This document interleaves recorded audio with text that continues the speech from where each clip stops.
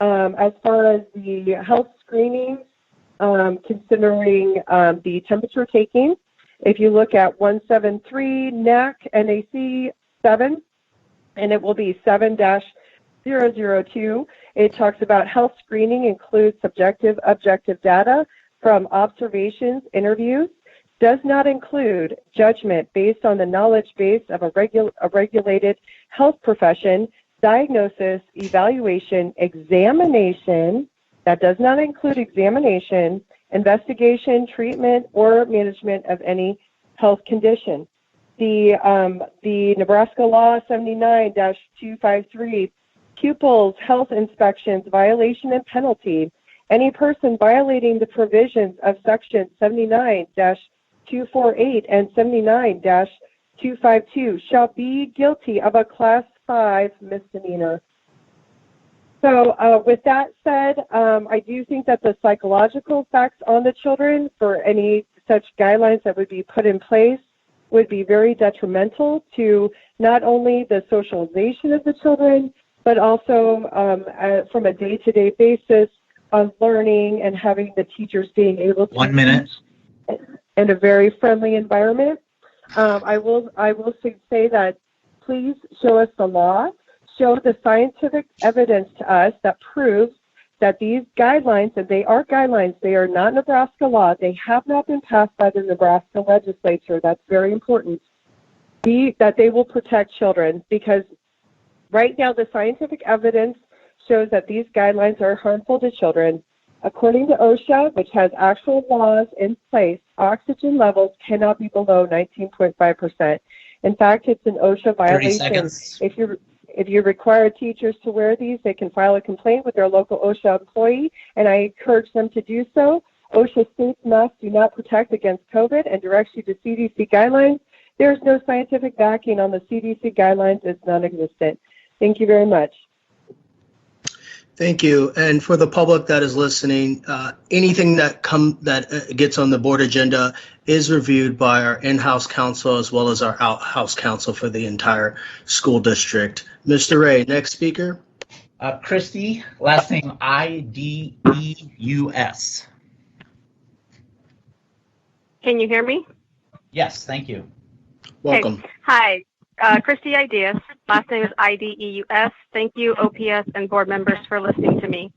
The Family 2-3 plan is going to have a very negative impact on families that have both parents working out of the home, even if they do work in homes, and also single parent homes. How are these parents supposed to do remote learning with their children 2 days a week or 3 days a week when they have to be at work? And also, the impact this will have on area daycare centers and in-home. There are allowed so many school-age children per staff member, and with kids being out of school and parents working, having to go to daycare additional days during the school year, that's going to create a huge impact and crunch on them also. Many studies are showing that children aren't catching this virus, and they also aren't spreading this virus. And those that have gotten the virus and have had very negative impacts from the virus have had severe underlying health conditions also. My other question is, if surrounding area schools around Omaha and the surrounding state are opening with 100% students all 5 days of the week, why can't Omaha do the same thing instead of putting this additional burden on parents who have already had to deal with this COVID-19 burden for the past several months? And when the survey went out, this was not listed as one of the options that would be considered, and then parents being blindsided by it when they received the information on Friday are wondering why wasn't that put as an option so that they weren't as shocked when they received the information. Also, by students doing so much remote learning, they are missing out on so much more. Not every student can benefit from remote learning. They may not have the adaptations at home, internet service, computers, iPads, Chromebooks, whatever is needed, and they're missing out on so much more of their schooling, which isn't beneficial to them at all. And if the CDC guidelines are just guidelines, they're not a law. They're just suggestions. But it doesn't mean that everyone has to do what the CDC says. So I'm asking you to rework this plan and come up with a better blueprint that is more feasible to your families and your district. And that's all I have right now. Thank you very much. Mr. Ray, next speaker. Thank you. And if I could remind people again that are in the queue to speak to mute their phones, that'd be super. Christie? Mr. Miller, please Is don't now mute your exiting. phone, but you're next.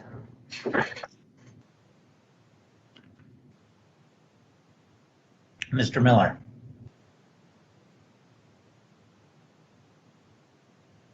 Who's the next speaker, Mr. Ray? Robert Miller.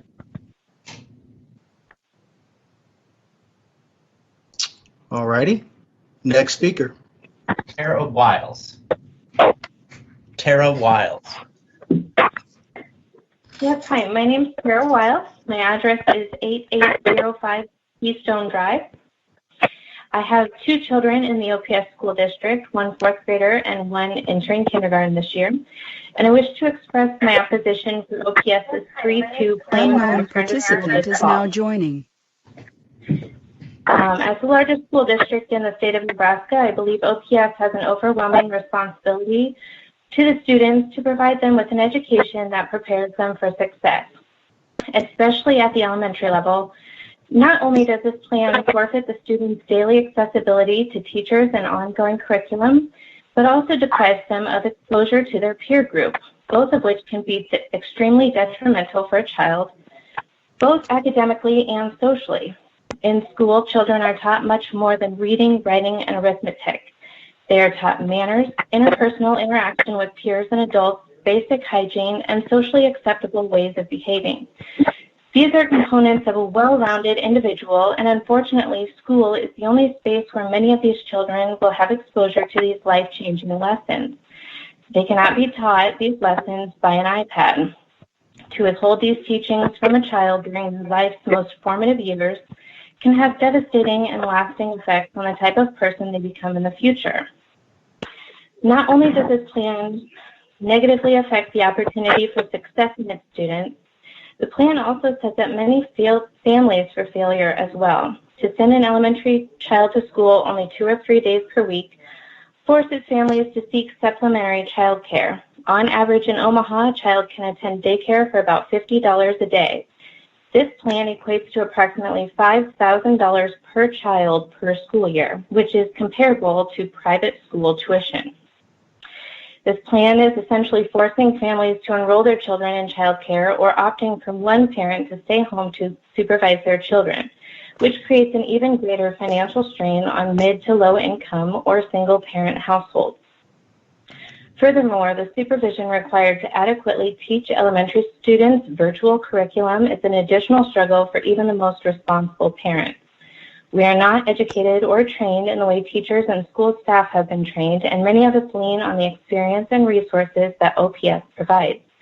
This plan extracts at least by half the very people in our children's lives that we find not only beneficial but absolutely necessary.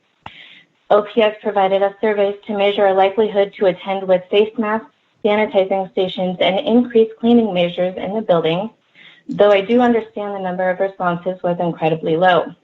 I encourage you to consider the statistics of exposure to the virus when children are not in the school building, such as each child being exposed to an additional community of children at their respective daycares. In essence, the children's risk is actually increased by them not attending school for half the week. Also, all children will be exposed to the same teacher and staff, so the virus is a risk to everyone, regardless of whether or not the students are in the classroom together. By reducing each child's exposure to only their classroom could actually be more beneficial than sending them to daycare.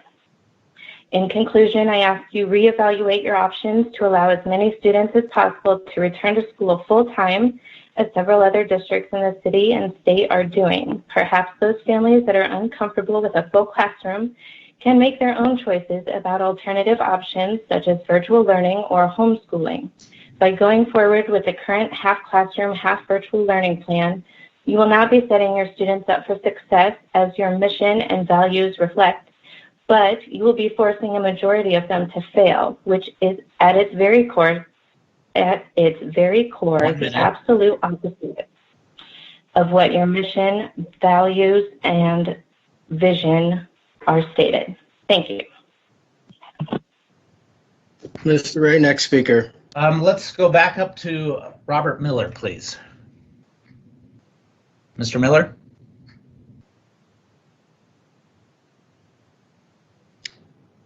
Next speaker, Mr. Ray.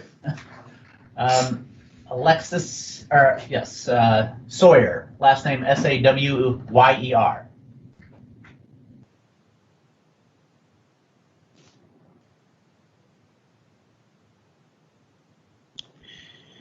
Hello? Can you repeat their name again, Mr. Ray? Last name Sawyer, Saweyer, first name Alexis. All righty. Let's go to Avery Wallace. Last name Wallace, first name Avery.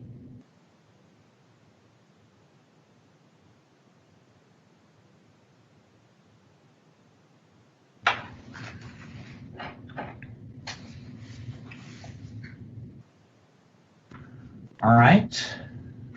Brandy O'Malley.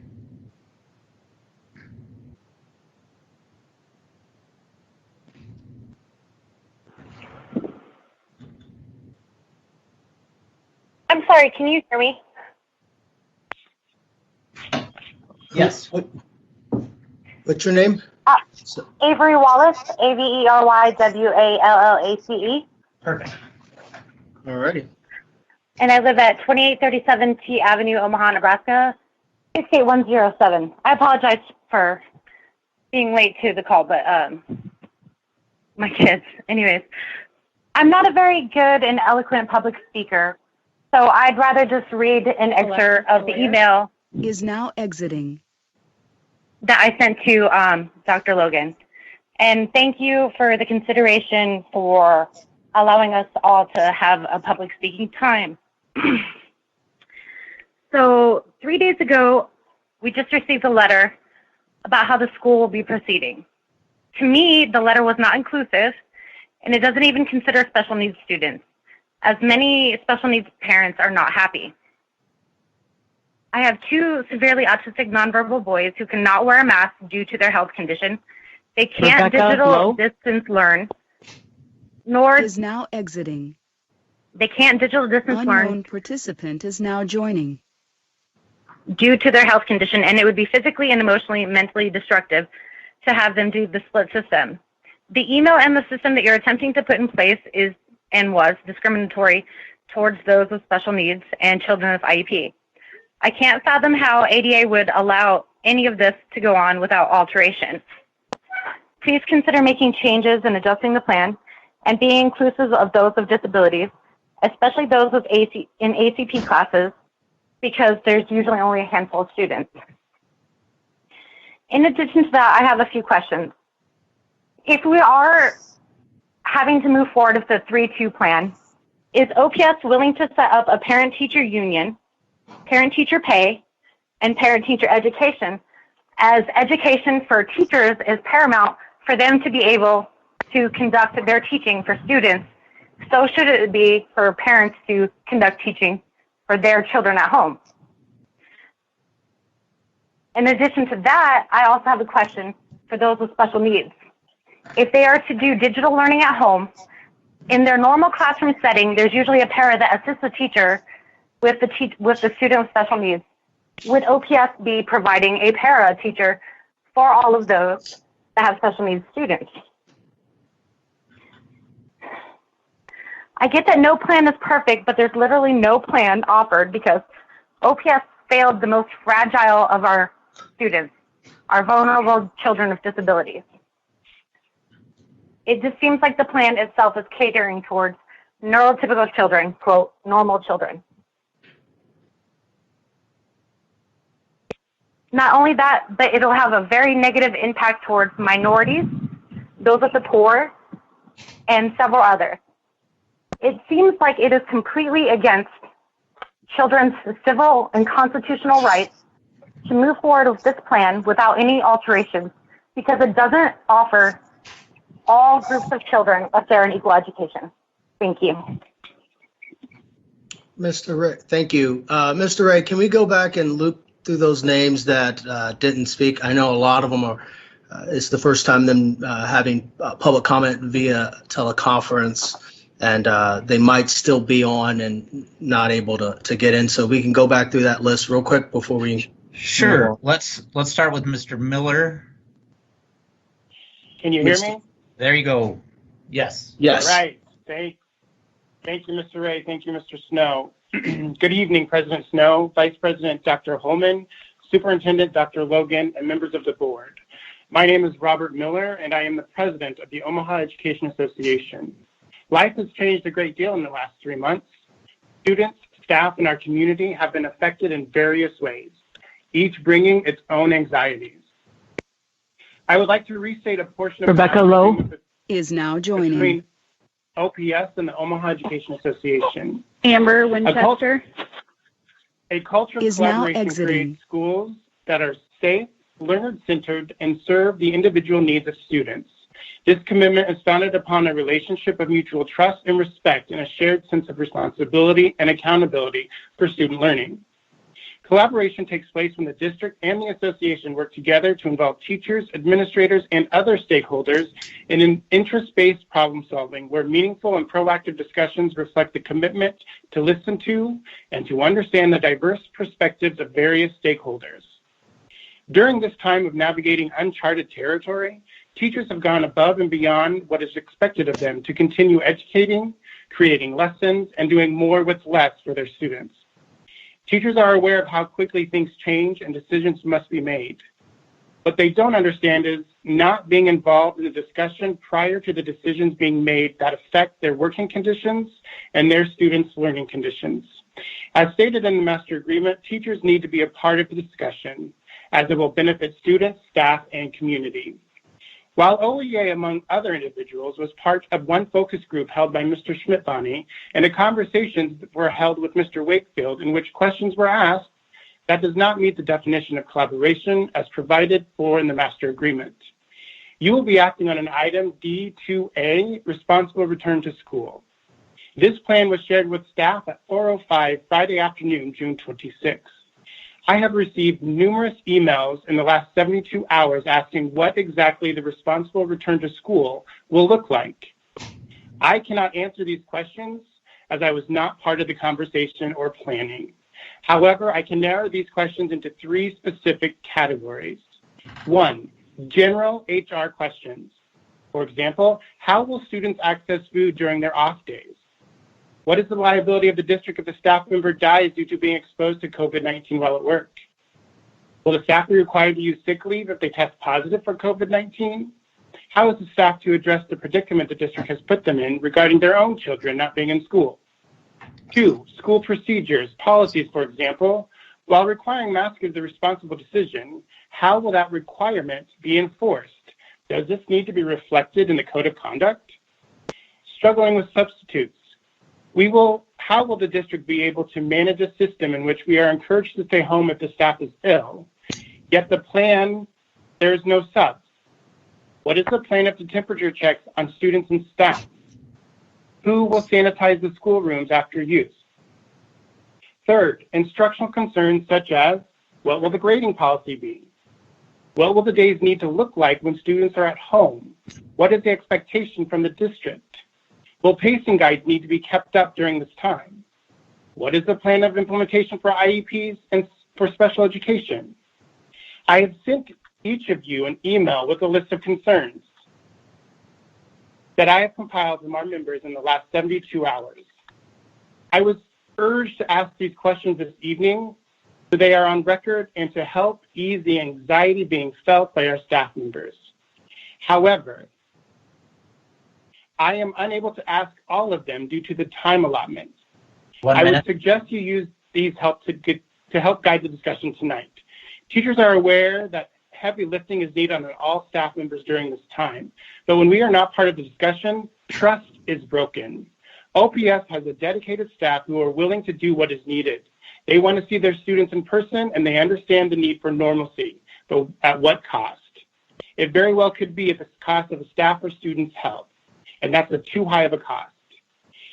It is a tough sell 30 when seconds. we collaborate, when decisions are made without asking the experts in the classroom how they and their students in the learning will be impacted. By just the information given out on Friday and not knowing the specifics of this plan is highly questionable. While there is no easy answer or option, the health of the parties need to be at the center of an option.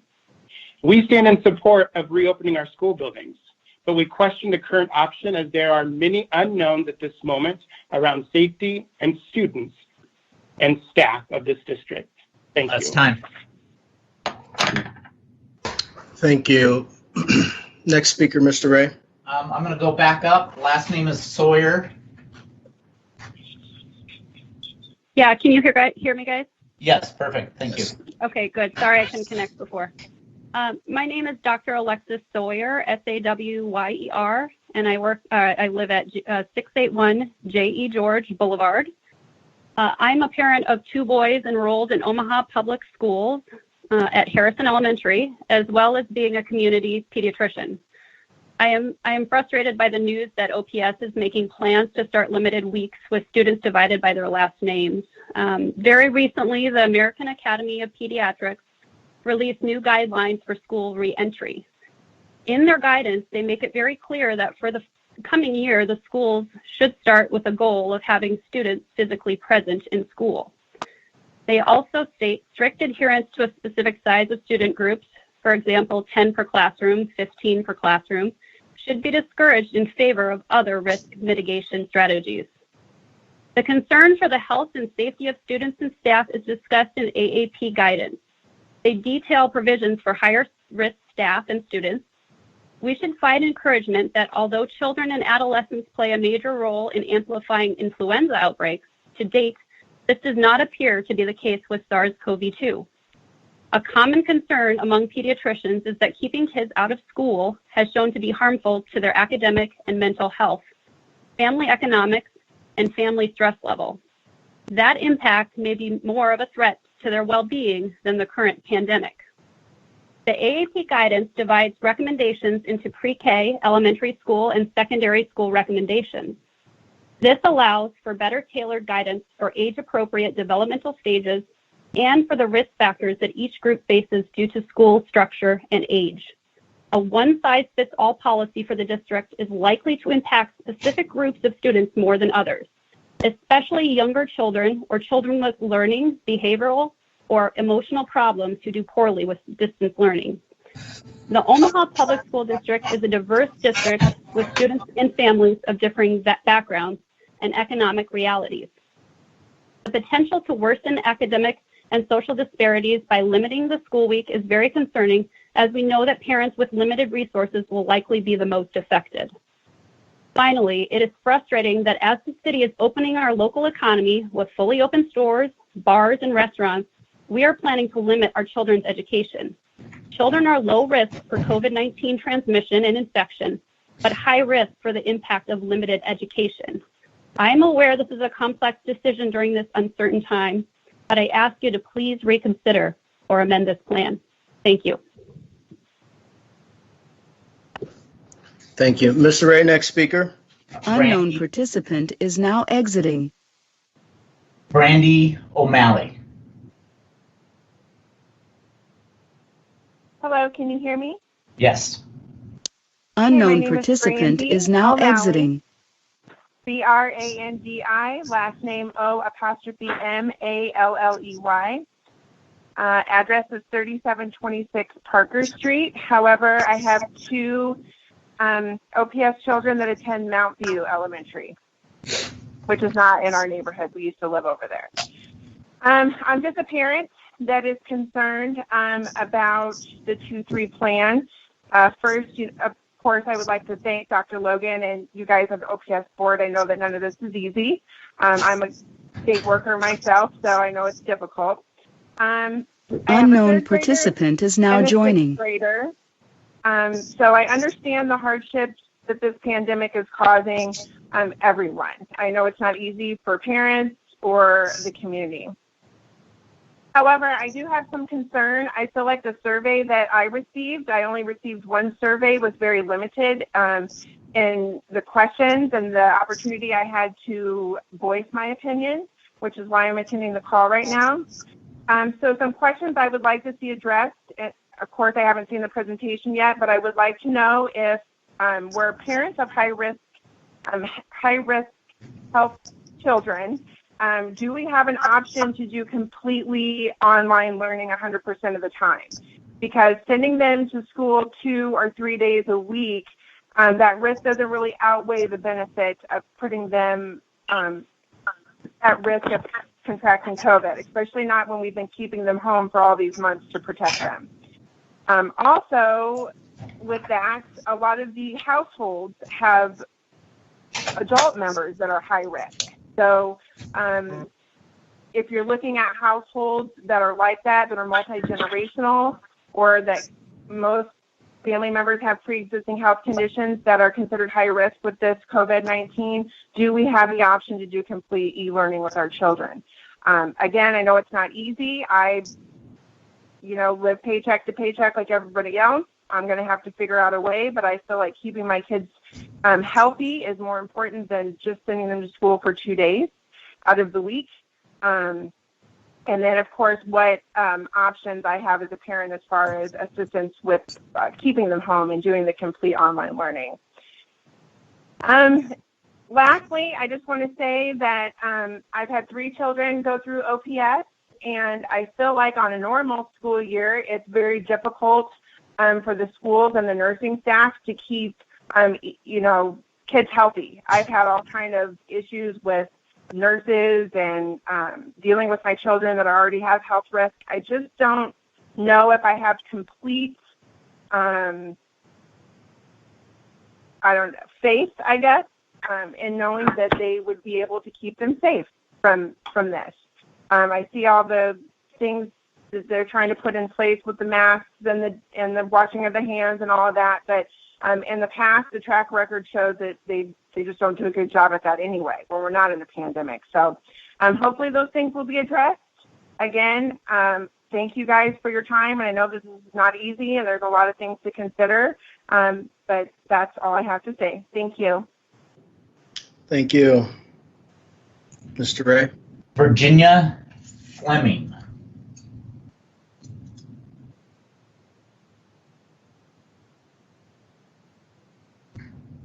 Last name Fleming.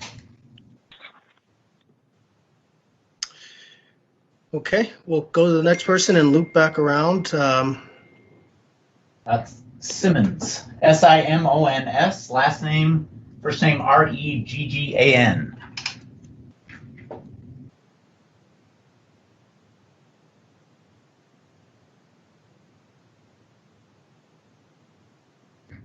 Okay, going down the list. First name Allison, last name Beninato.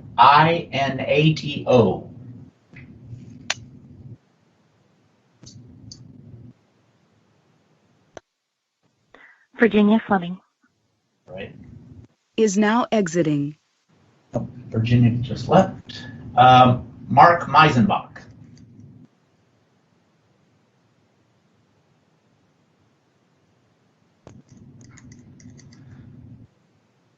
Okay, Molly, first name, last name Gurnicz.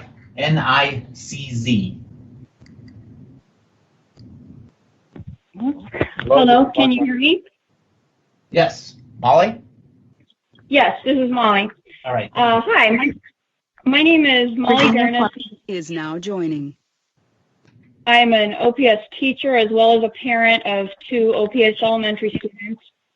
I live in District 3 and I work in District 8. First, I'd like to address teacher workload. Since teachers will now be tasked with managing face-to-face classroom learning, online learning, as well as new hygiene, sanitation, and social distancing routines, what will OPS do to reduce our existing workload in order to make room for all of these new responsibilities? Prior to COVID-19, teachers already struggled to complete everything on our plates, given the limited planning time we have each day. Are there ways to reduce curriculum and grading responsibilities to make room in our schedules for the many newly added tasks? that we'll have to manage in our day-to-day routines? Can more plan time be worked into our schedules so we can better manage hygiene and sanitation, lesson planning, and materials preparation for classroom learning and digital lesson planning as well? We cannot be expected to manage all these extra duties on unpaid time.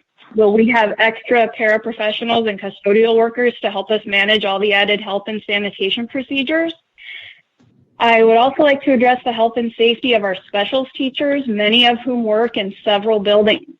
What plans does OPS have in place with regard to the COVID-19 exposure risks for teachers who work with hundreds of students every day? What plans are in place for teachers who also have children attending OPS schools? What would we be expected to do with our own kids on the days that they'll be staying home, but we're required to be at work? And finally, I'd like to address the physicians who have commented so far. I've also read the recommendations from the American Academy of Pediatrics, and I can agree that returning to school is very important, especially for our most vulnerable students. What's missing from these recommendations is consultation with teachers. Dealing with all the health and sanitation procedures on top of our already difficult to manage workload is going to cause a great deal of extra work for us in our daily routine. It's going to take away a great deal of instruction time. I would urge some kind of communication between doctors making these recommendations. I would urge some kind of communication between doctors making these recommendations and the teachers who are being tasked with actually implementing them. Teachers know best how these things are going to play out in classrooms. Health professionals should be making every effort they can to consult with teachers before making their recommendations. Get out of here. Thank you. All right, let's go back up to Virginia Fleming. I believe she's on. Mr. Ray, can you unmute Virginia Fleming? I believe. Hello? There we go. Hello, Reagan Simon. Hi. Is now joining. Virginia? Hi. Oh, All right. sorry, Reagan Simons. I was muted, but you can come back to me. I'll mute myself. Okay. Virginia Fleming.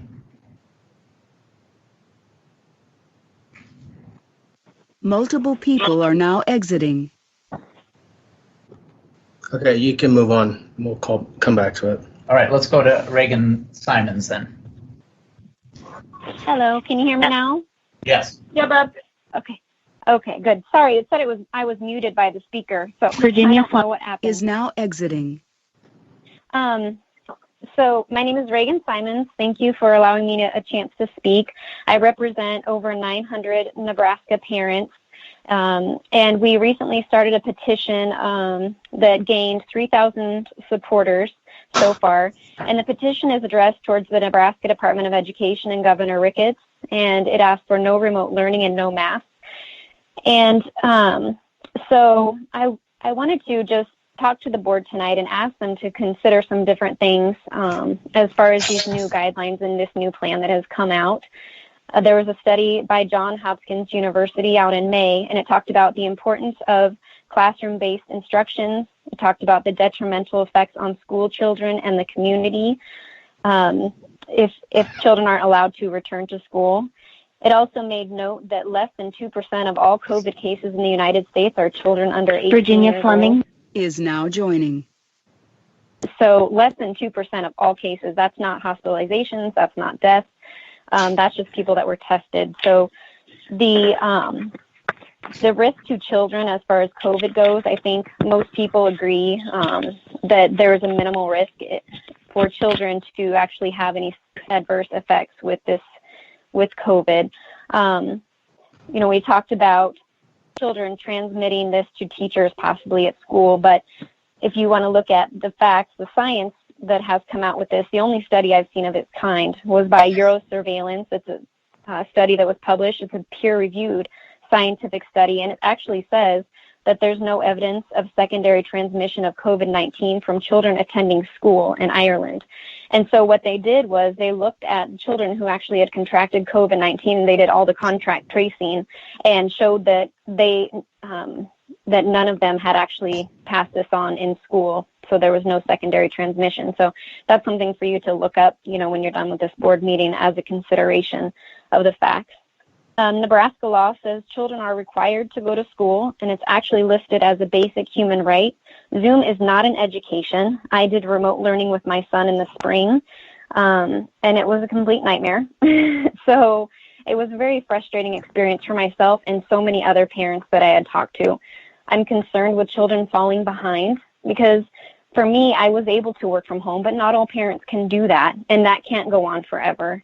And so for me to be able to sit down with my son and do his work with him was something that I was able to do, but not everyone can do. So children are going to fall behind. Plenty of children fell behind in the spring, and now with this new policy, a number of other children will continue to fall behind with this plan.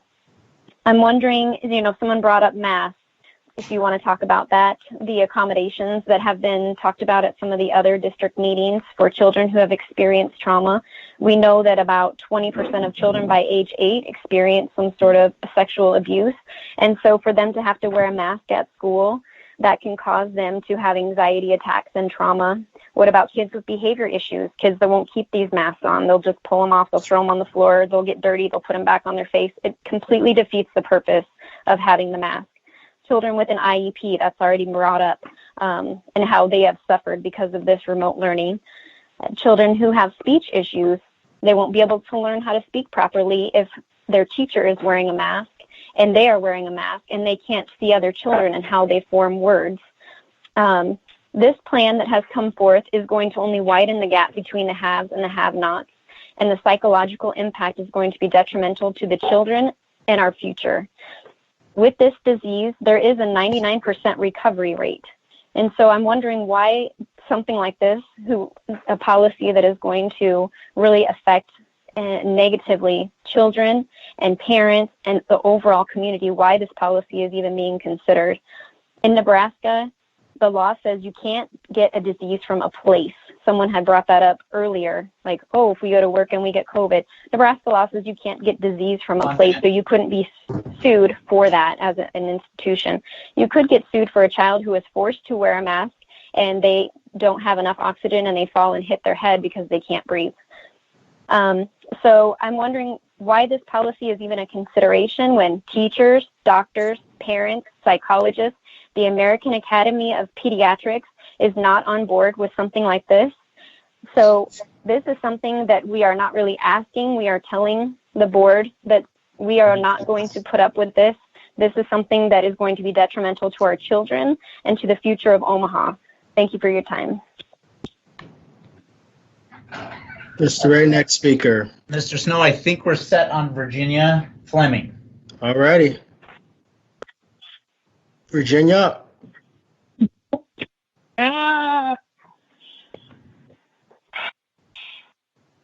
Are you in there? Not again. All right, I was optimistic. Let's go to Allison, last name Beninato.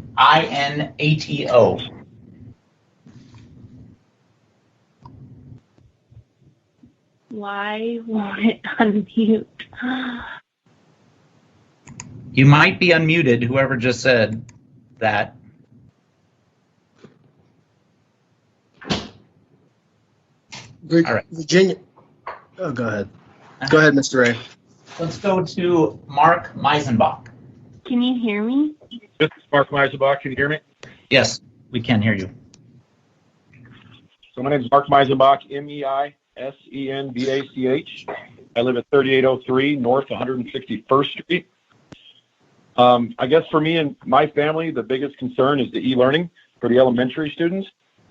I mean, we don't understand how children can e-learn with their teachers when they can't read or write, and while their teacher is also doing their classroom while my child is supposed to be learning. I believe that the school should provide an option for those parents that want to e-learn, and for those parents that think that you should have the children in the classroom all the time. I don't understand why other school districts in the state and bordering districts in Omaha can open, but OPS cannot. I don't understand how we're not going to, or how you plan on making up for the lost time last year that our students had when you were just going to send them back to school for this family 3-2 model. It's going to fall even further behind. So, I mean, my son's at reading age right now, and he's struggling. And it's a real issue. And we work with him, but we only have so much time when two parents work full time. It makes it very difficult. And then my last issue is if parents are going back to work and they're going to start coming back to work here within the next, if they haven't already, they're going to take their kids to daycares. They're going to be in daycares all over the city. So what's going to happen is that they're going to come back to school, and then they're going to spread even more germs to the people that are at school that wouldn't necessarily be exposed to them in the first place.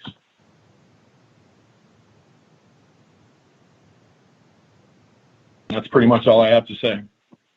Oh, I do have something about the survey. It would have been appreciative if they would have just put this in the survey. This family 3-2 model was never mentioned, and the survey was very limited for us. Thank you. That's all I have. Thank you. Next speaker. All right. Tracy is first name, last name Yakopec.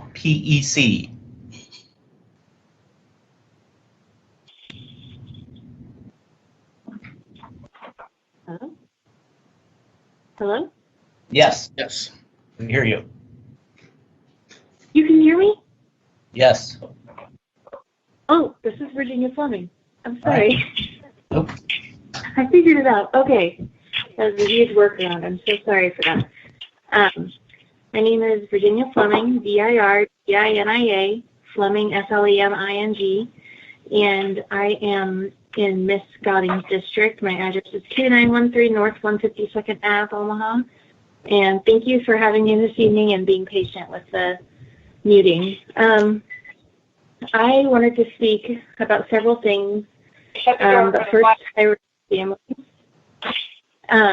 We are a high-risk family, and I have 3 young boys, all in elementary, who have special needs.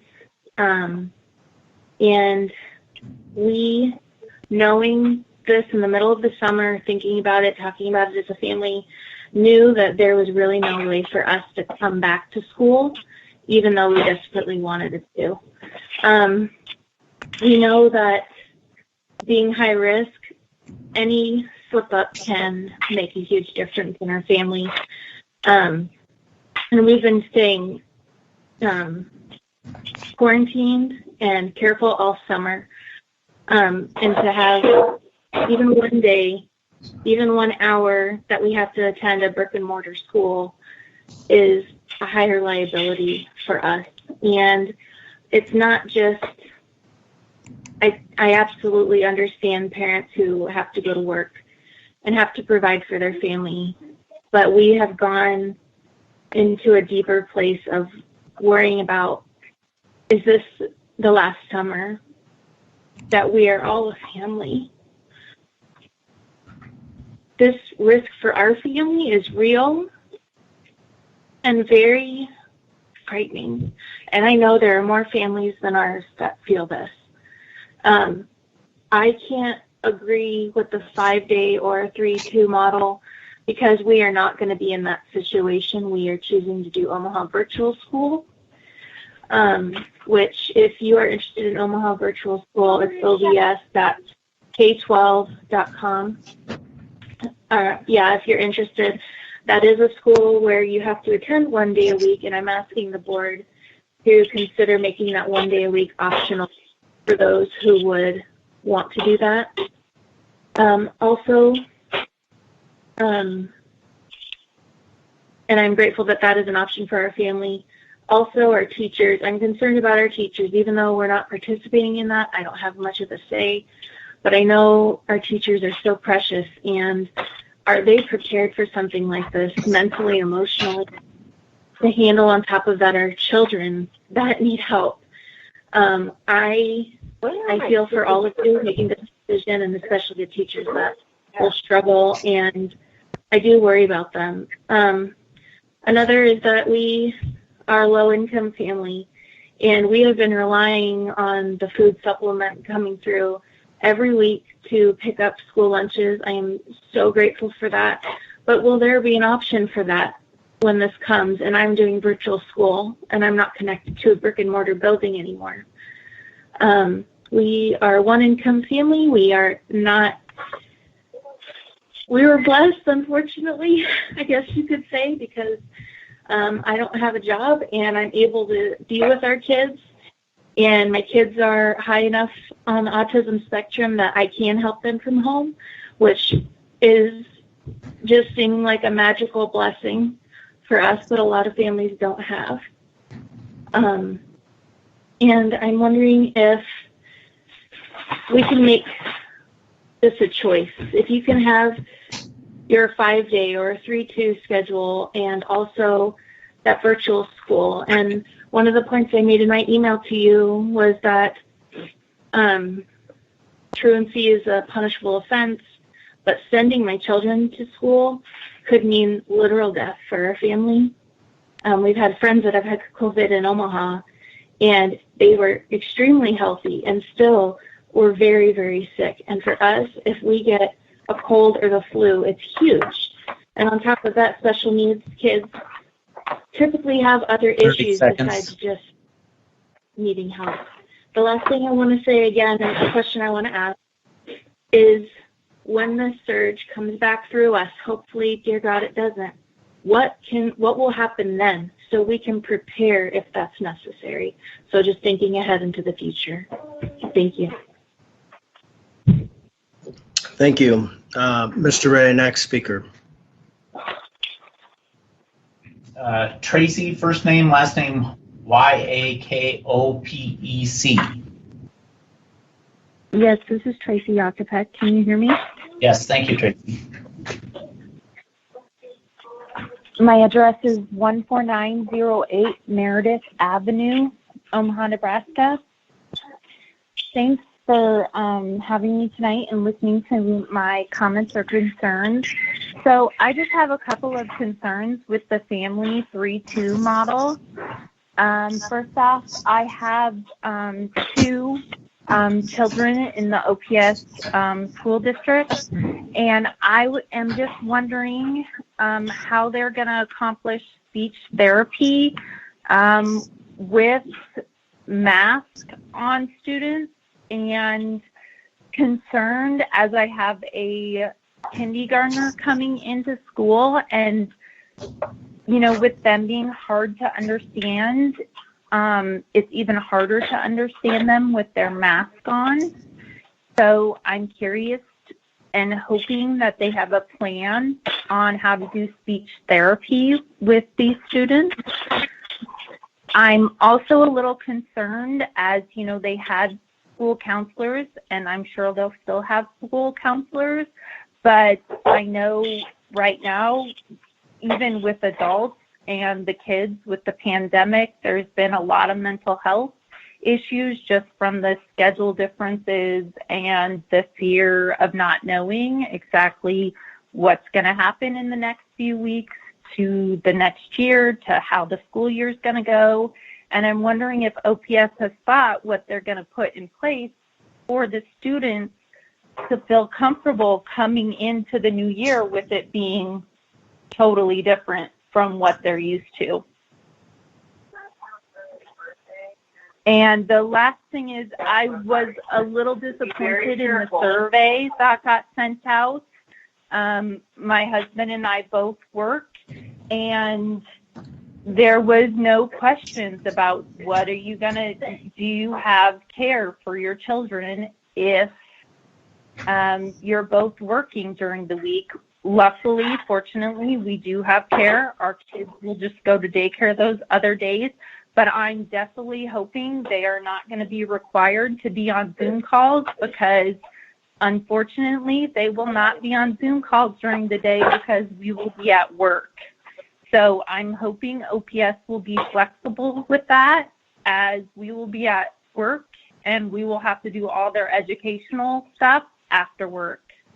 And those are all my comments and concerns. Thank you. Thank you. Next speaker. Last name is Winchester. First name is Barton Amber. As long as the rest doesn't outweigh the benefit to risk their health to send them just for 2 days a week. Last name is Winchester. Yeah. All right, then we'll Brittany Holtmeyer.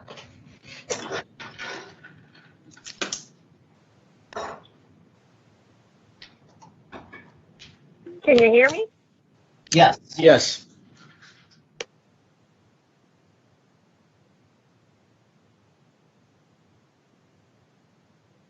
Hello?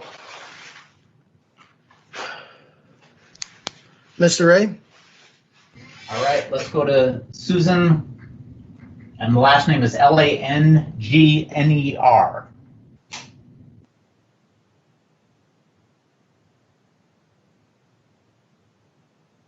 All right, last name Atkins, Christina.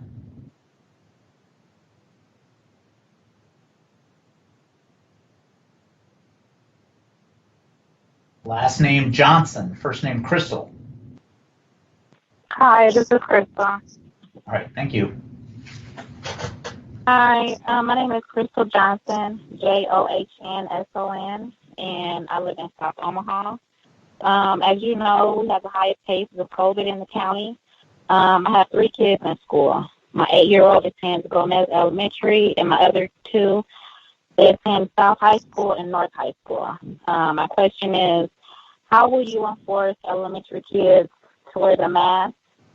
And my second question is pertaining to you guys going by last names of when the kids have to attend school. My 2 high schoolers will be able to attend school together, but my elementary kid will not, and I'll be at work. So I'm wondering, will there be an option to where parents can switch the days to where it can accommodate the parents that have to work, because I'm not able to put my 8-year-old in daycare or even leave her at home. So I'm just wondering, are we going to be given an option to switch the days? And that's all. Thank you. I strongly suggest that you stay on to see the entire presentation. All your questions will be answered in the presentation. Next person, Mr. Ray. Mr. Ray, could you let Ben Perlman back into the meeting?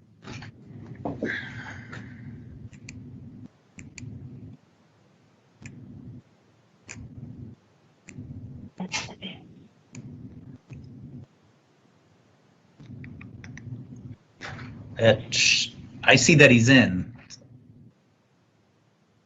Next speaker, Mr. Ray. Thank you. Laura Riggs, Riggs.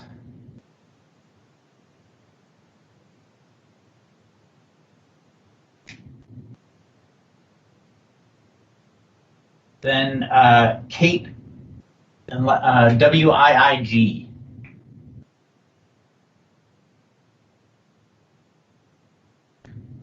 So, Mr. Perlman, Mr. Snow, if you'll give me a moment, there's a few people that are in, but they can't seem to unmute. So if you could just give me a moment.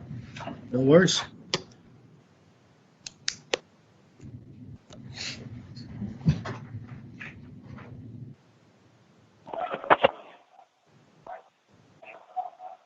Pardon me for interrupting without asking to interrupt, but if people need to unmute themselves and hit *6 and it'll unmute themselves, then they can self-mute with their own microphone.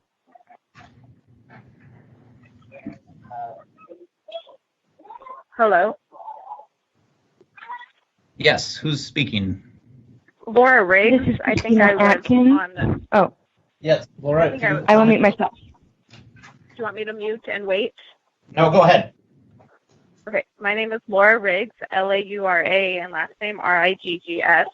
My son attends the Fullerton School District, and I just wanted to say that I also work in healthcare, and we have daily conversations about how we're going to keep our special needs folks safe. So I am really thrilled that with the 3-2 model, I think it's really important to realize that with this pandemic, it is really just still unknown what's all out there, and the research is still very, very new and fresh. So I'm really happy that OPS is looking at a 3-2 model where we can distance the students and educate them on how to wear the mask. And we have to start somewhere. We're a high-risk household, and we were really having to focus on, would we need to be homeschooling our son when we really feel that being in school is better for him? He didn't fare very well in March, so we're thrilled that it will be half virtual and half in school. We feel like that will be really good, a good balance, especially when we don't know where COVID is going to be going when the second wave will be happening. So I think it's just important for people to realize that this isn't forever, but it's very serious now for a lot of families, especially over this next year. And if we have to try different things with school to make sure that the kids are safe and that the families are safe, yes, it may be low risk that students get it, but then they're bringing it home to family members that may be high risk.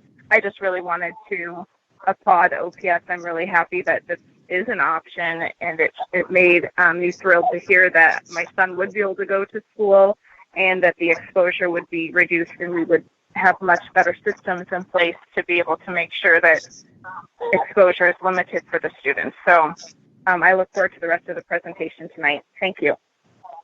Thank you. All right, Christina Atkins is on. Christina. Hello, can you hear me? Yes. Okay, wonderful. My name is Christina Atkins, Atkins, like the diet. I am a teacher with OPS. I live at 2606 South 72nd Court. And I have just been hired to my first year teaching, but I have been with OPS for the last 11 years as a substitute teacher. I enjoy the district. I am grateful to be working here. I do have some concerns about this next year with the Family 3-2 model. And I'll start with my primary concern, just in case I don't have time. As a teacher, I am very concerned about our ability to provide quality lessons to students in class and at home. If we as teachers have students in class every single day, when are we going to have time to plan and present online lessons? A lot of people might not realize that quality lessons for remote learning are not the same as lessons that are able to be given in class. They require different planning. They require extra time for that planning, for the presenting of the actual lesson itself. And it's not just giving a lesson and then paperwork. It's also online interactions with the students for remote learning to really be effective. Teachers already take work home. Teachers already stay late hours at school. Will teachers be required to put in that extra time in the afternoons and evenings after their regular planning and grading is done? Will they be required to work on the weekends? Will we be compensated for this extra planning and teaching time? Because it is, in essence, twice the planning and twice the teaching for the single salary.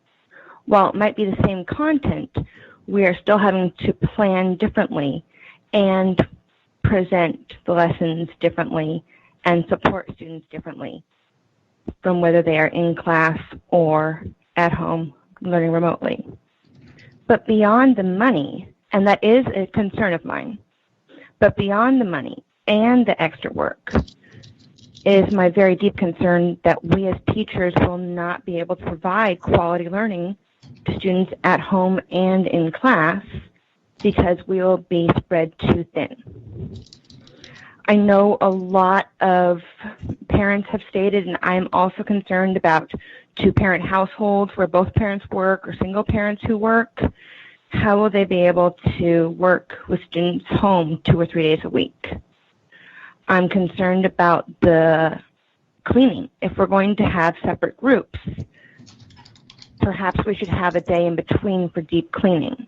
This would actually not be a bad idea. I'm not opposed to remote and in class, just splitting it up, but a suggestion would be perhaps to have Wednesday as a completely online day. It wouldn't solve the problem of parents who work and their kids are at home, especially elementary. However, it would allow schools to deep clean. That way germs are not as easily passed between the two groups. And it would allow for teachers to have some time to do planning and presenting of those online lessons, because otherwise we really don't have that time. And then my last concern is, what if teachers are exposed to COVID-19 or catch it, but even just exposure requires a self-quarantine for 14 days? If I recall correctly, and sorry, I am new to being full-time, so somebody can correct me if I'm wrong. I think we have 10 days of sick days, but a self-quarantine would wipe that out in one blow. And what if we're exposed a couple times? Would extra sick days be added in the event of a necessary self-quarantine? And mostly, where could we find information on that? That's more my lack of knowledge of knowing where to look for and find that information. But again, my primary concern is just about being able to plan and teach these students, our students, whether they're at home and online. And I feel like having students every single day, 30 seconds. It will be impossible to be able to go ahead and to give real quality education to the online kids and in-school kids if we have kids in class every single day. Thank you for allowing me to speak. Thank you.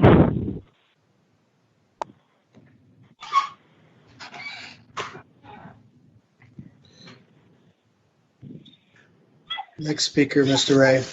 All right, I've got 4 people, actually 5. I think 2 have indicated that they're not going to stick on, but I want to go through it real quick. Allison, last name Beninito.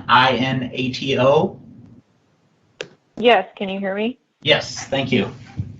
Sorry, I apologize before. I was apparently muted by someone. I don't know, it took me a while to figure it out. I just want to say hello. Again, my name is Allison Beninito, and thank you for taking the time to listen to the community and me specifically. I'm an OPS parent as well. I have a daughter that will be entering this school this year as a kindergartner. I have also worked in Western medicine for 19 years, and I have also studied and trained in Eastern medicine for the past 4 years. The first providers that spoke, say Elizabeth Constance and Alexis Sawyer, covered much of what I was going to say. So I just wanted to add that there are more and more studies and evidence showing that much of the severity of the fact of COVID-19 is individually based and based on, or has much impact based on their overall immune system health.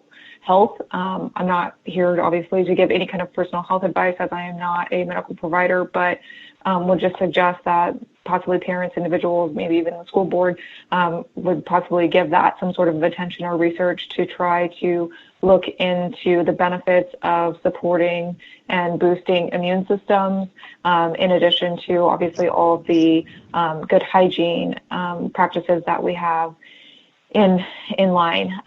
Dr. Rhonda Patrick, who has a PhD in biomedical science, as well as a degree in biochemistry and chemistry, and has extensively studied aging, cancer, and nutrition. She is well respected and just one of the thousands of medical doctors that is conducting studies and reporting on the importance of immune health.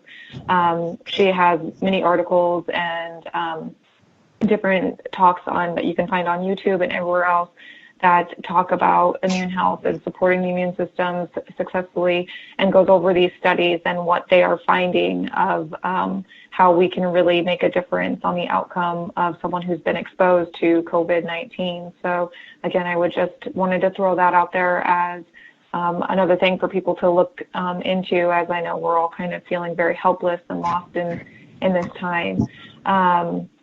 And just another thing that people could possibly discuss with their providers. The other thing I was going to mention was I don't know if surveys were not supposed to go out to parents of new students, but I didn't ever receive one, so I was a little let down by that. I don't even really know what was on the survey. I would have liked to have a voice when that went out. But I'm glad that I'm having that opportunity now. My question, I guess, a little bit is if teachers are breaking down into a 3-2 model, though I guess the theory behind that is to not have all of the kids exposed to each other, or cut that number in half. But if it's the same teacher being exposed to the same sets, just on alternate days, say a student in the first, the A through K set is a carrier, that teacher is around that student, and then that teacher goes on to do the next, set, the L through Z or whatever, then potentially isn't that just exposing that second set of kids to what you were trying to avoid in the first place? If, like I said, hypothetically or theoretically, that parent was, or that teacher was a carrier and is being exposed to all those same students anyways. I just don't know how you would really completely eliminate that exposure, even if it's broken up into days, because you're not always going to immediately show those symptoms, or if you're asymptomatic, I'm just not really sure how you'd really eradicate that possibility. But I think, my other idea was if you were going to stick to some sort of broke up plan where teachers would have to do remote teaching as well as in-person teaching, could it be an option to possibly have if they have to do those two lessons, have those 2 lesson plans available, maybe have the parents or the families who feel comfortable sending their kids to school or are not high risk, have those students just be the students that are in class 5 days a week, and then the students that would have been assigned to that class had we not been in a pandemic, those are the students that could maybe possibly 100% just do e-learning. That way you still have all the same classmates, you're still moving at the same rate, the teachers essentially are doing the same as what they would be doing now with 3-2, but it would just be the students that want to be there or are not high risk can be there, and the students and families that are high risk and can't be there can just stay home. It's just a thought, an idea. Thank you again for the time. This has been a very interesting meeting. Thank you. All right, continuing down the list, Barton Amber Winchester. Brittany Holtmeyer.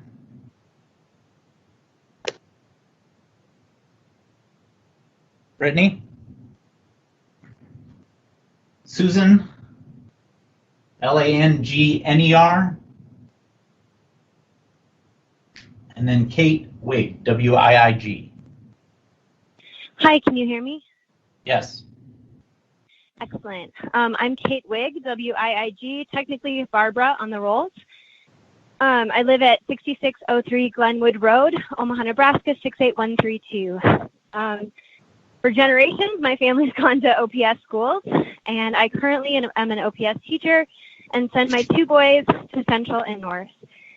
First of all, I just want to say thank you, because I really see the board and the superintendent looking out for our highest risk kids. I really see you trying hard to make sure that we protect the high amount of our students who are at risk for this particular disease.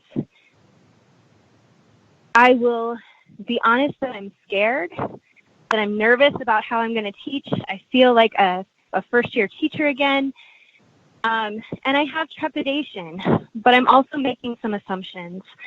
I'm making some assumptions that our superintendent and Board of Education are really going to look out for the specific issues that have been brought up tonight. I assume that you are going to do what you think is the absolute best for the majority of our schools and our kids and our teachers, and that you will also look at the individual circumstances of some families that need it. I am very excited to get to see some of my kids, even though I'm incredibly scared. I have a husband with high autoimmune risk, and I care for and work with family members with high autoimmune risk. And I'm scared about keeping them safe. And I've had to actually have conversations about how I'm choosing my students over some of their safety in some ways. Obviously, I'll be as smart as I can, but that's a real issue. But I think, as some people have stated, that public education is equity. It is rights for people. I think that it is a piece of social justice to make sure that we have equal access to education for everyone. And I see the work that you've done in this. This is not perfect. And in a pandemic, if we were not in a pandemic, I would ask for some changes.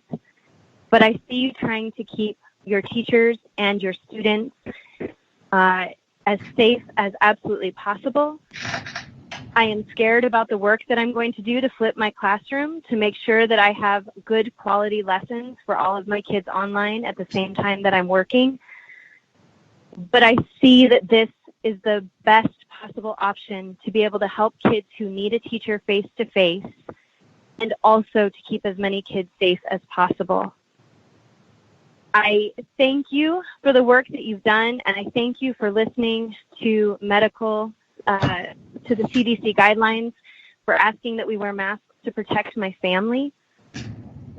And I just hope that you continue to work ethically with teachers and families who feel that they truly can't come in to the school building. I understand that absolutely. Please hook up teachers who can't come into the school building for the safety of their family with kids who can't come into the school building for the safety of themselves and their family. Work ethically with those teachers, work ethically with these families, but continue to try to put our community at the top. I appreciate the work you've done. I appreciate the thought you've put into this. And I'm giving you a lot of leeway in assuming that you will continue to answer these questions and truly help us be a community that serves all. So thank you very much.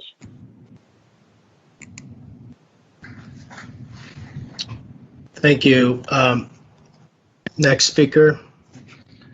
So we've been through the list multiple times. I see Brittany is on. She just needs to unmute. So Brittany Holtmeyer, if you unmute, you should be able to jump on.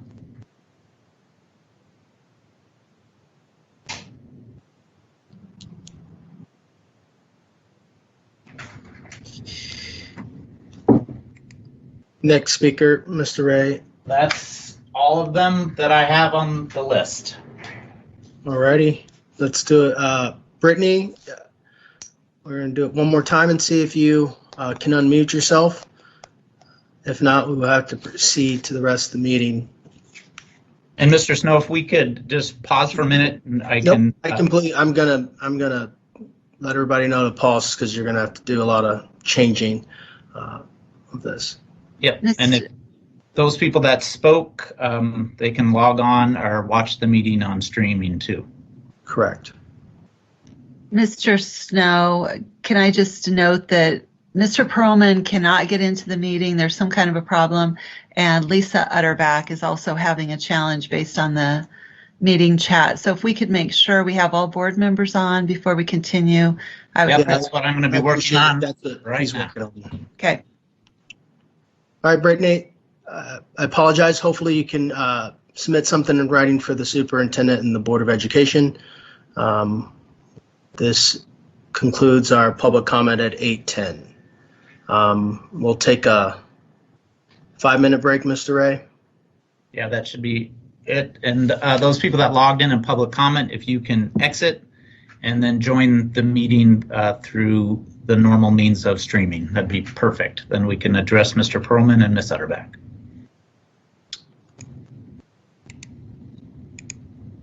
We'll start back up at 8:15. Thank you. Thank you.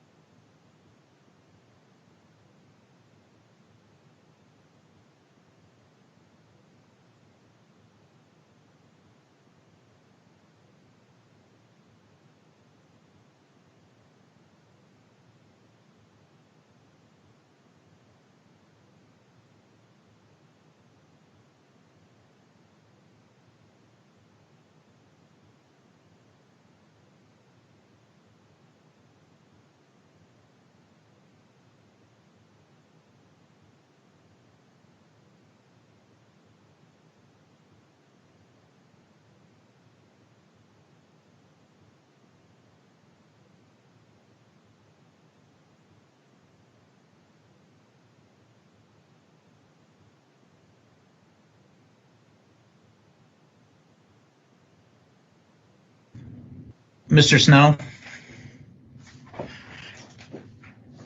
Yes. I think what we're going to do is end this meeting and have staff log back in, which should be able to grab Mr. Perlman on. It appears that those public comment links are not able to disappear.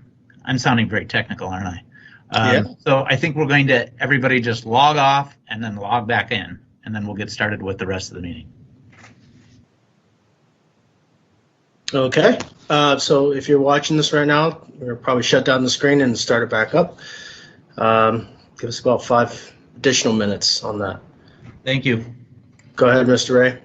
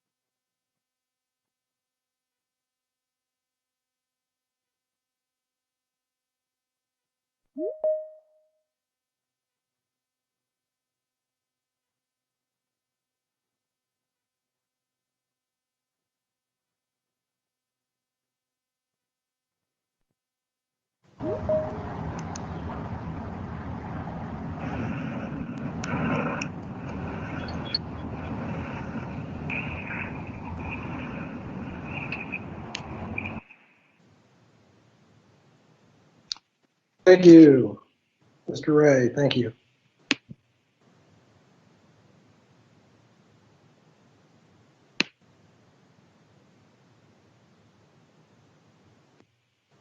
Mr. Ray, can you hear me? Thank you.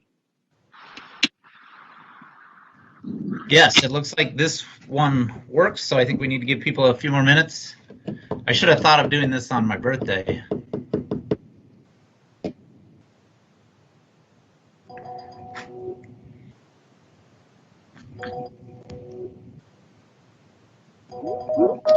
John, well, Dr. Crow, if you could start sharing your presentation. I think Mr. Snow requested us to move this around and do the PowerPoint first. It's the information item first. Okay, can you see that? We can. Okay, thank you.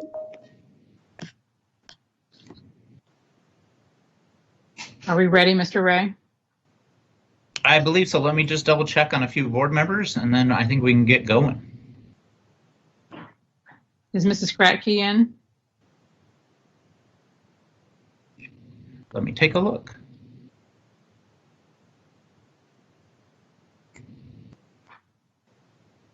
And I also want to confirm, Adam, are you able to broadcast?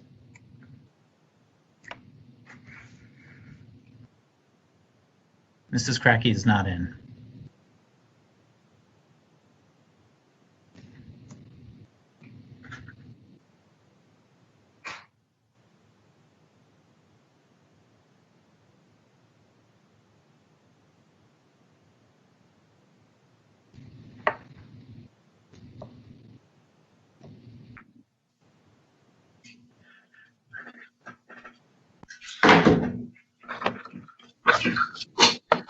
Just want to confirm that we're broadcasting, and then we'll be ready to roll. Yes, I'm broadcasting. Thanks, Adam.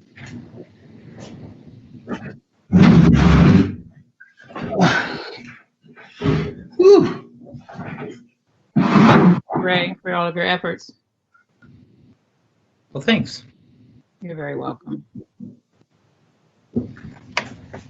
Oh, I'm on camera? You did Look just fine. pull out my hair.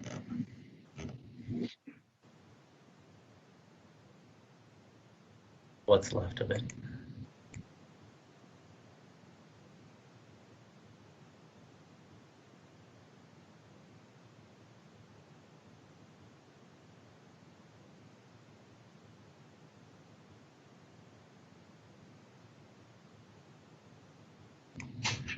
Other than Mrs. Kratky, I think we have everybody.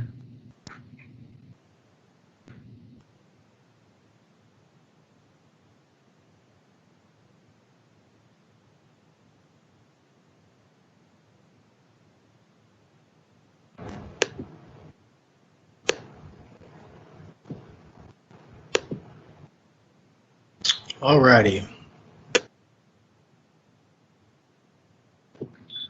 Ready to roll? I just got the new link, so I just text board members and stuff. So hopefully everybody's on. Let me look at the.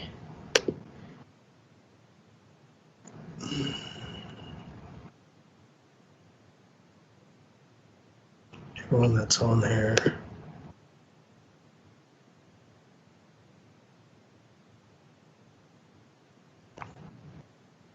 Alrighty. There was a glitch not letting people on. Board members, could you let me know if you're on, Mr. Smith? Here. Ms. Snipe, I'm here. Dr. Holman, I'm here. I think I heard you, your mic's a little low. Ms. Cassidy, Yes, President Snow, I'm here. Mrs. Gadding, I am here, and Mrs. Kratky just tried to call me, so I don't know if she's she's probably not on. Maybe. okay. Mr. Perlman, Here. Ms. Ryan. Yep. Alrighty. Let's see.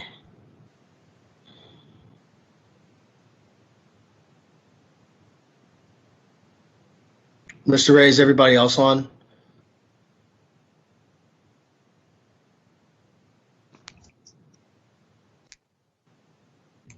Yes, everybody else is on, and we are broadcasting. Okay. Including Mrs. Cracky?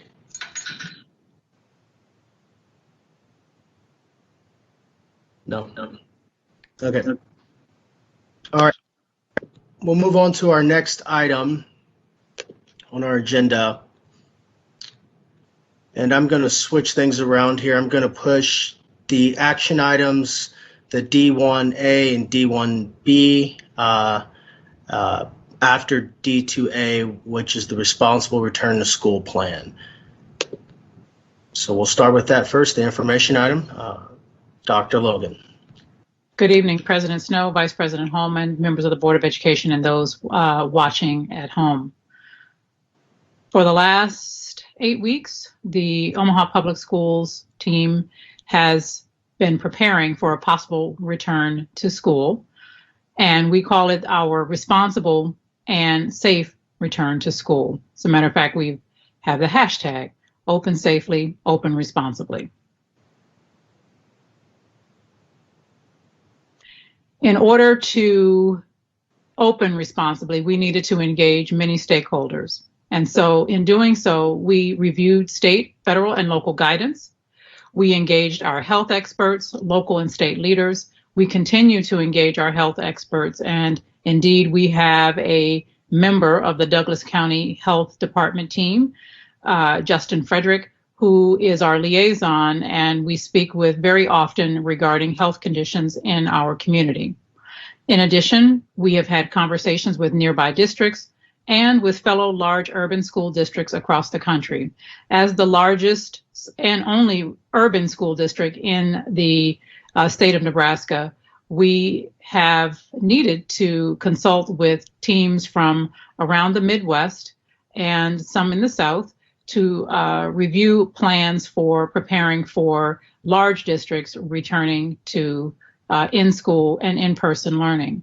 In addition, we conducted student surveys, staff surveys, family surveys, and we had several focus groups. We also conducted a Board of Education workshop last Thursday, and I was able to speak with board members in small groups on Friday and some today on Monday.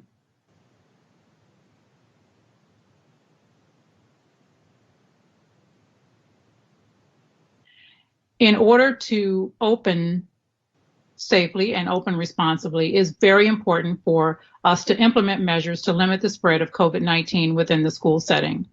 In order to do so, we needed to select a model for instruction using social distancing guidelines, limiting impact on families, consistency to monitor health and well-being, and communication. We all agreed from the beginning that we wanted to and plan to return to in-person learning. Our goal is to get to 100% in-person learning as conditions permit. As we considered models and we reviewed many different models, we had certain North Stars. One of them was a family model that would take into consideration that we have families that have vertical in terms of students in elementary and middle and high school. We also know that sometimes the oldest member in the family may drive some of the younger siblings to school or to other activities. So what we decided to do was divide the district by last name, A to K and L through Z. This allows for enhanced social distancing in schools, classrooms, buses, etc. In households with more than one student last name, attendance days will be based on the oldest student. This is for a district-wide implementation for all grades, and A to K will attend every Monday and Tuesday. L through Z will attend every Thursday and Friday, and Wednesday rotates between the groups. An updated calendar will be provided, which shows the days that each of the groups would attend. In addition to the Family 3-2 model that has A through K coming Mondays and Tuesdays and L through Z coming Thursdays and Fridays with Wednesday as the swing day, we know that it is very important for our learners who need to be in school the most to be in school every day. And so in this model, early childhood special education, K through 12 ACP students, alternate curriculum program students, K through 12 behavioral skills program students, BSP, K through 12 hearing impaired classrooms, and all classrooms at JP Lord will attend school every day. At this time, I'm going to turn it over to Mrs. Lori Boda. Lori is the Supervisor of Health Services for the Omaha Public Schools. Thank you, Dr. Logan. Good evening, everyone. Hello, my name is Lori Boda, and I'm the Supervisor of Health Services. In the Omaha Public Schools, the safety, health, and well-being of our staff, students, and visitors is our top priority. We have prepared for a responsible and safe return to school. As recommended by the Centers for Disease Control, non-pharmaceutical interventions are critical actions that people and communities can take to slow the spread of illness, including COVID-19. These measures are essential since there is no vaccine available. They include staying home when ill, social distancing, hand hygiene, and wearing a face covering. Students, staff, and visitors will be required to wear a face covering at all times while on our campuses. There are some exceptions to this, such as children under the age of 2, individuals who cannot remove their face covering without assistance, those with sensory needs or who use lip reading for communication, as well as those individuals whose breathing may be impaired by wearing a face covering.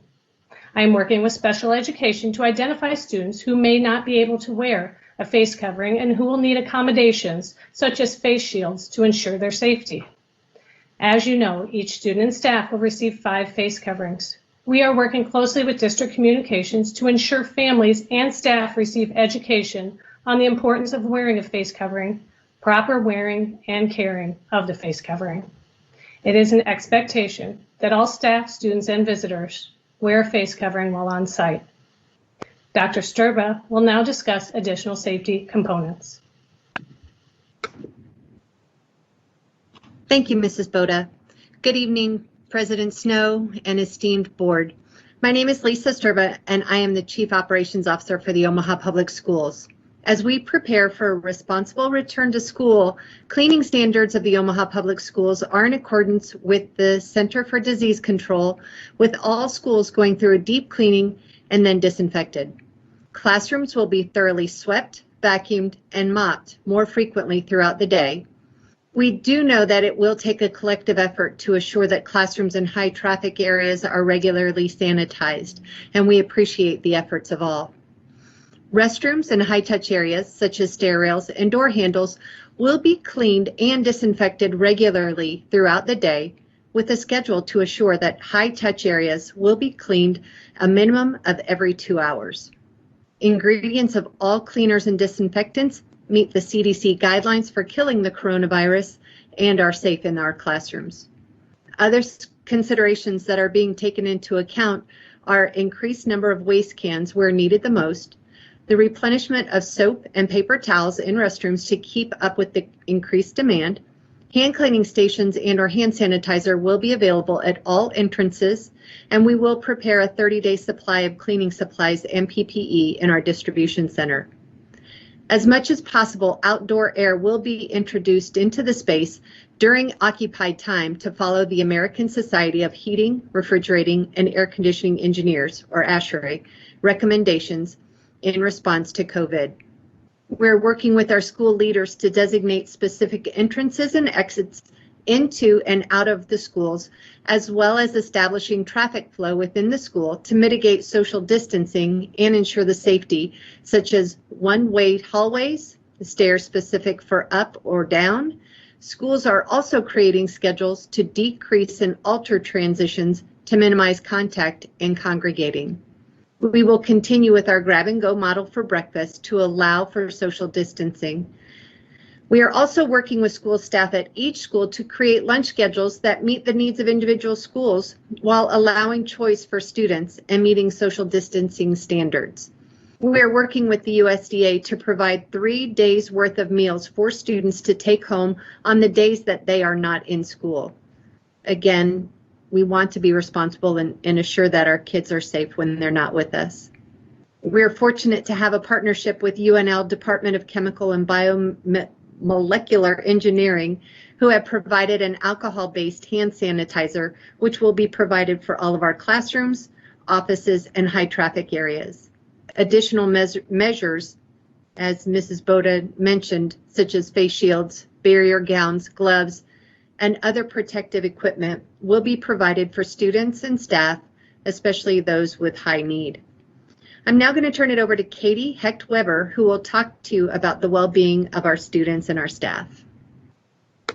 Thank you, Dr. Sturba, and good evening, everyone. My name is Katie Hecht-Weber. I am the supervisor of school counseling, and I'm thankful for the opportunity to share with you today some of the different elements that school counseling, social work, and our multi-tiered system of support team are preparing to support students' social and emotional well-being as they transition back to school safely and responsibly. As we think about how we return to school, we know that there's been a disruption to students' routines and their community at school.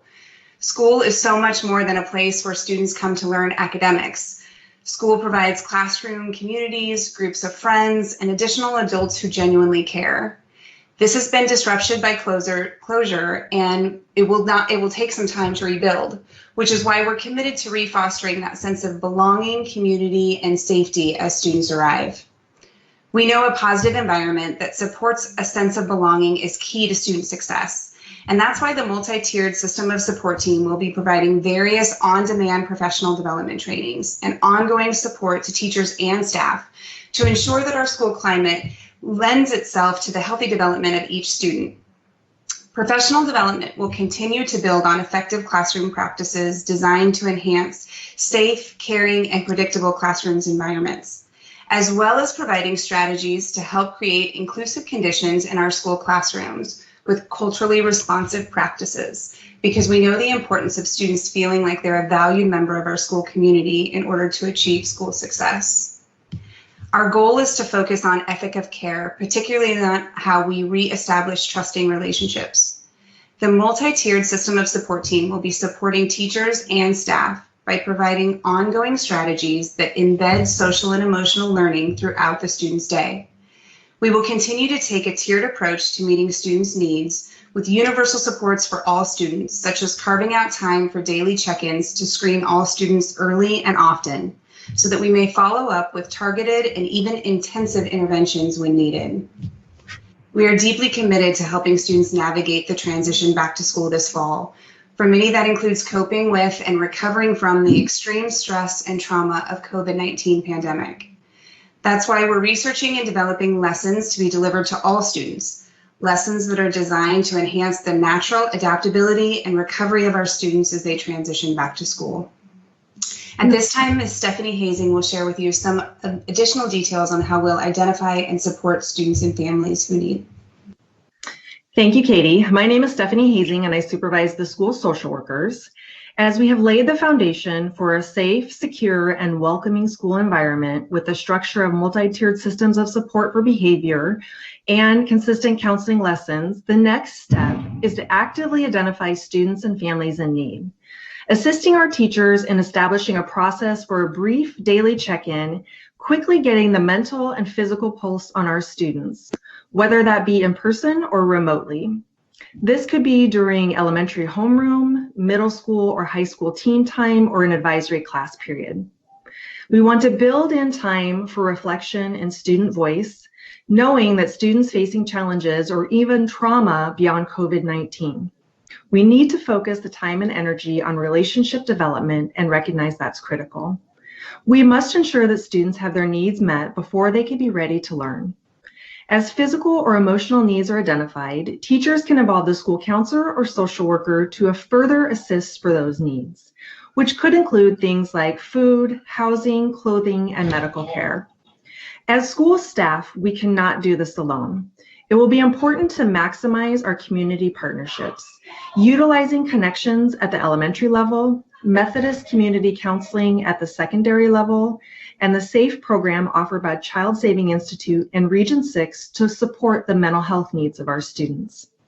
Continuing with the food bank to address food insecurity, this partnership has proven to be essential throughout the closure. Working with Mentor Nebraska, continuing to provide an additional caring relationship with a supportive adult, and publicizing Safe to Help, our Safe Schools hotline that provides 24-hour access to train Boys Town crisis counselors to help students, families, and staff with a variety of topics. With safety being our top priority, we will provide and promote professional development around mandatory reporting of child abuse and neglect. We know as educators that we're all mandated reporters. We're used to seeing our students every day and being able to act upon concerns when needed. During the closure, our access to students has been limited, and reports to Child Protective Services hotline were down significantly, sometimes as much as 70%. We want to remind our staff of our See Something, Say Something reporting process, never forgetting that even remotely, we are an important part of their safety net. I will now turn it over to Mr. Barry Thomas for the next portion of the presentation. Thank you, Stephanie, and good evening to our board president, our board leadership, and our Omaha Public Schools community. I'm Barry Thomas. I'm the Director of Equity and Diversity, and just wanted to give an update. As we continue to support our students during challenging times, we recognize how important it is to provide our students an opportunity to talk through issues together. Beginning in July, we will be launching a program called Expression that will allow students to participate in forums to talk things out and to better understand our world through each other. We also will be providing a Families Learning from Families virtual roundtable event that will focus on supporting emotional wellness and coping with anxiety and fear during the COVID-19 pandemic. Our teaching staff and school or program leaders have been provided resources and training to support equity-oriented education and inclusive school leadership practices. We will continue to add tools and develop skills that support working through this crisis. And now to discuss our efforts in instruction, I'll hand it off to Melissa Comine. Thank you, Barry, and good evening all. I am Melissa Comine, Chief Academic Officer for Omaha Public Schools. The purpose and planning for the opening of the school year is to maximize learning time for all students. There are 3 instructional models currently being planned for the 2021 school year to support a responsible and safe return to school. The first instructional model is the Family 3-2 Learning Model and is the model students will return to school in person this fall. Students are placed in one of 2 cohort groups, A through K and L through Z, as mentioned earlier in this presentation. In this model, students will spend half of their time in school learning and the other half of time in at-home learning. When students are in school, they will receive in-depth instruction from their teacher on prioritized grade level content. This will then allow students to practice prioritized skills and concepts they learned during in-person instruction when they are in at-home learning. At-home learning will incorporate a variety of planned learning experiences through the use of our district curriculum, which is a combination of printed and online materials. An example of the Family 3-2 model at the elementary level is, for in-school instruction at the elementary level, traditional time allotments have been adjusted to allow students to receive 2 lessons in English language arts and math every day. This will ensure we stay on pace with instruction and students receive necessary grade level content in these critical areas. There is also time built in for science, social studies, intervention, and special area instruction. When students are at home, They will have a daily schedule with time allotments to follow for all content areas. This allows students to practice and apply the skills they've learned through the use of traditional learning materials, textbooks, utilize ed tech, and compose writing through the use of the iPad. Students will also engage in individualized instruction through digital learning on the iPad. A few examples include iRead and Amira as part of our new K-5 ELA adoption, and instructional math videos created for kindergarten through 5th grade. The second model is a remote learning model, where all students participated learning and instruction at home. Students will receive a schedule that matches the family 3-2 learning model and pacing. This schedule will provide for consistency and take into consideration best practices for screen time and remote learning.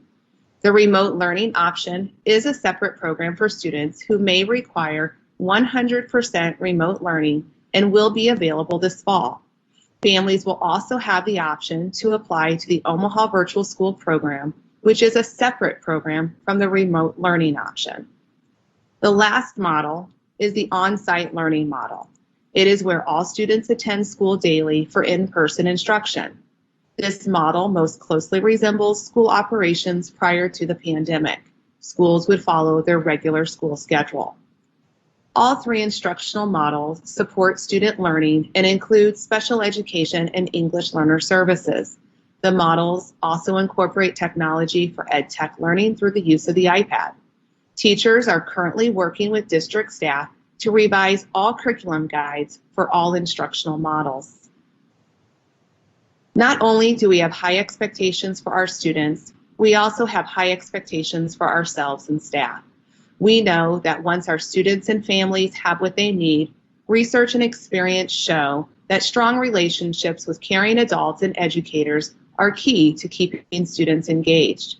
For our students, we expect them to attend school daily when healthy, participate in class, complete learning activities, stay connected with their peers and teachers, and reach out when they need help. Finally, district grading practices will be utilized in all instructional models during the 2021 school year. Thank you, and it is my pleasure to introduce Mr. Brian Dunn, Director of Information Management Services.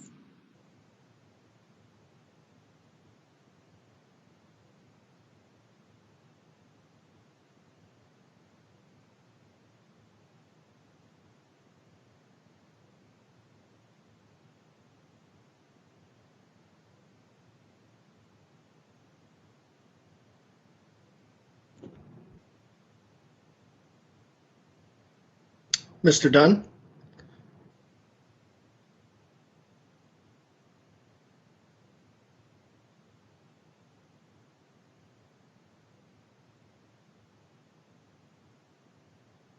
Mr. Ray, do you know if he's on the call? I think he's. Can you hear me? We can hear you now. Okay, pardon me. Welcome. Well, thank you again, Mrs. Comine. Again, my name is Mr. Brian Dunn. I am the Director of Information Management Services, and I am here this evening to present on our one-to-one technology initiative and give you updates on our iPad deployment. I am happy to report that the first wave of 10,486 iPads are currently being provisioned and ready for shipment to OPS. We will receive the iPads, all 54,400 of them, in 5 waves, July through September. And in addition to the remote professional development that was offered to our teachers in May, we are working with the Apple Corporation to provide specific training to all curriculum departments and teachers and staff when they return in August. This training will ensure that all the staff have the skills and knowledge necessary to provide the blended instruction in the fall, but will also still deliver remote instruction to students if circumstances require. Now at this time, I'll turn it back over to Dr. Logan for next steps.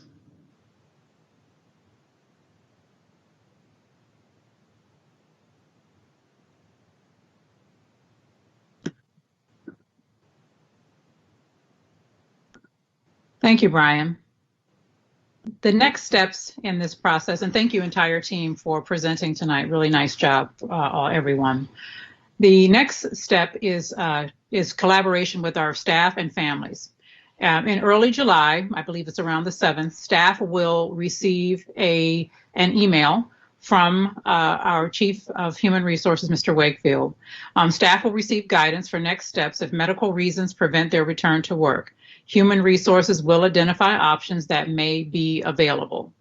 There are some options that are available as a result of the CARES Act, and Human Resources has already let all of our staff know and will include that information in that communication.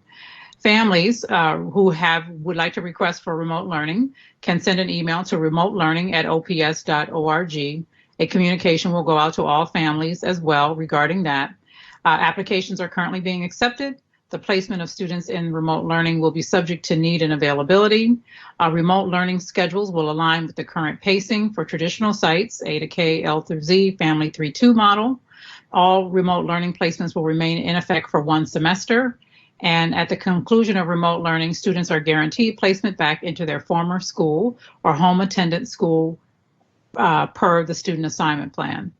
We want to make sure that families understand that, if you can go back, sorry, if families understand that this remote learning option is not the virtual school. The virtual school is another option that families can. It is a homeschooling option, but the Omaha Virtual School, ovs.ops.org, I believe, ops@ops.org is another option for families who are interested in a homeschool option. The goal here is to make sure that we keep students connected with their home school, even if they decide, even if their parents decide that they want them to go to a completely remote learning environment. The only thing that we ask is that if you enroll in remote learning, that you remain there for the semester, because we will have to do some things in terms of staff to make sure that the remote learning is staffed appropriately.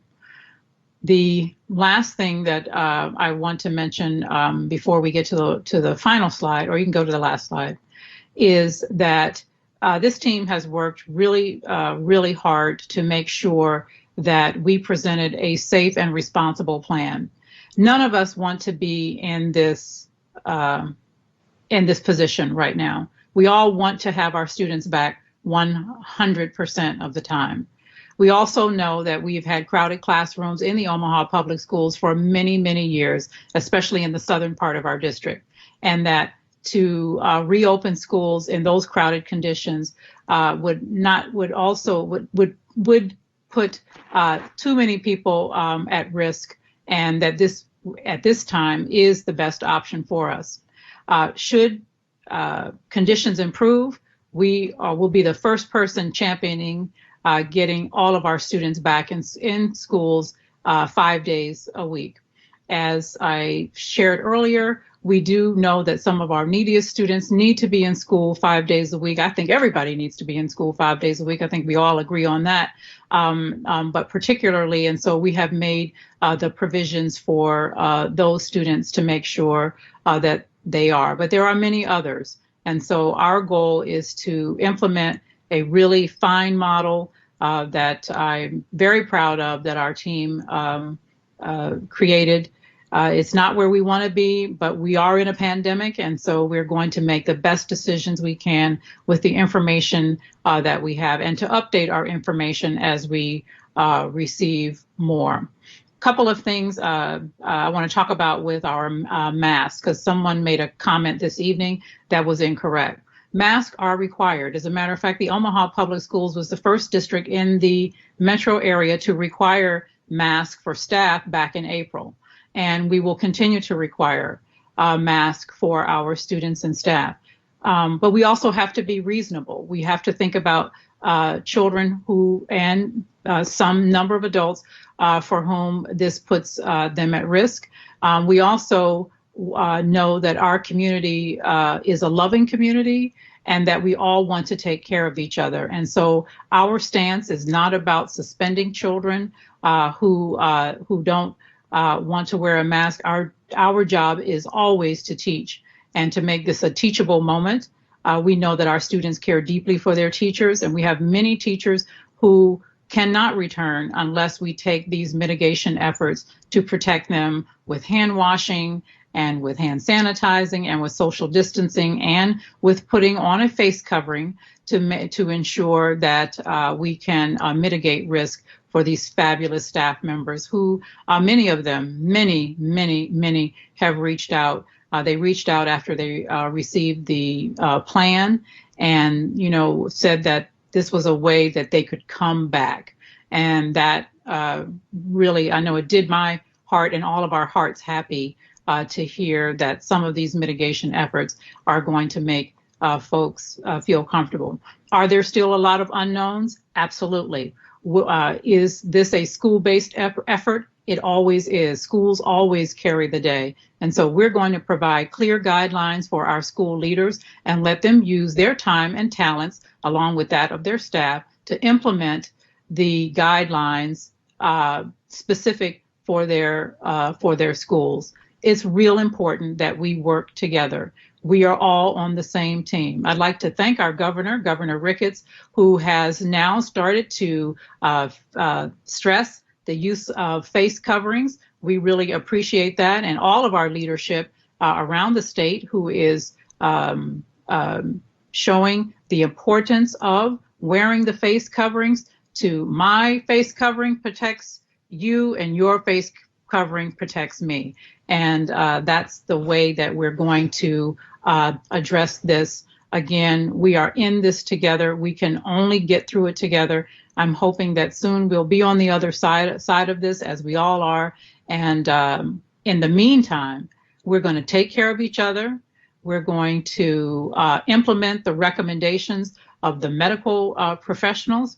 We're going to get our children back in schools, in their seats, hopefully, and seeing their friends and seeing their teachers and all other staff who can't wait to welcome them back on August the 11th. And so our next, we will continue ongoing communication with stakeholders.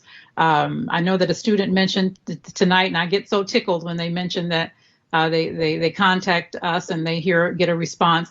You can always do that. I use DM on my Twitter account.